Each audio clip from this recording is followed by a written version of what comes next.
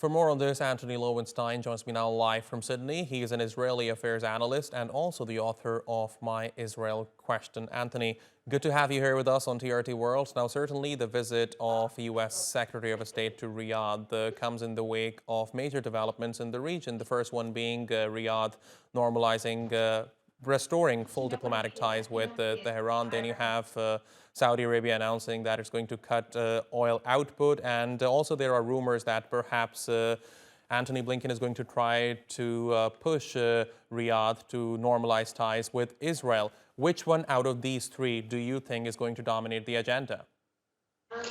I mean, what the US wants and what Israel wants, of course, is much closer ties with Saudi Arabia, like the Abraham Accords, to add to the UAE and Bahrain to that relationship. I mean, the Palestinians, of course, are forgotten. They're ignored. They're completely sidelined in all this, which is fundamentally the problem. And there's no doubt that the US under Biden is concerned, as is Israel, that China was able to broker a deal between Iran and Saudi Arabia. That did not make them happy at all. And in fact, there's still a goal by the US and Israel to sideline, to isolate and target Iran in the region. There's no question about that.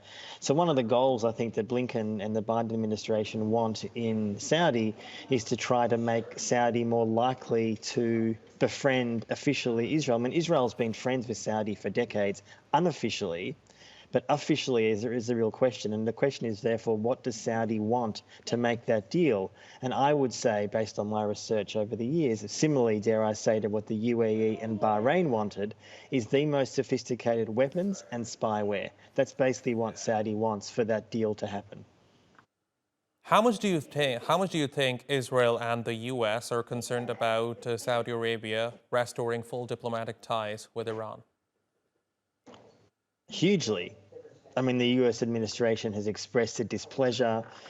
The Israelis have expressed their displeasure. I mean, anyone who's looking at the region dispassionately would say this is undeniably a good thing. Having reduced tension in the region is positive, and there's just no question about that. And the idea, of course, for years and years that the Israelis have been pushing is that Iran is the devil, that Iran needs to be isolated and targeted, potentially militarily.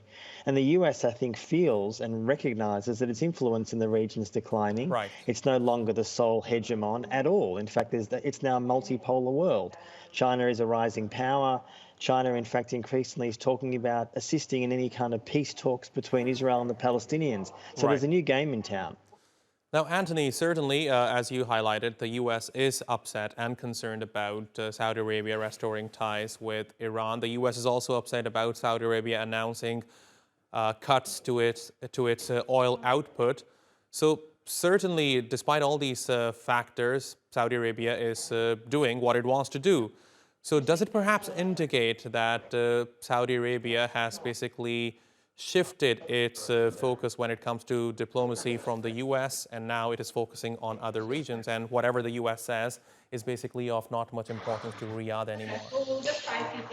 I think the Saudis have recognised that they can't solely rely on the US anymore. That's the long and the short of it, that after the Khashoggi killing in Istanbul a number of years ago, the US and many Western powers were outraged about this.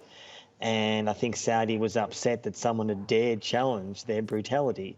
And they looked for other friends. And Beijing has been part of that charm offensive, frankly.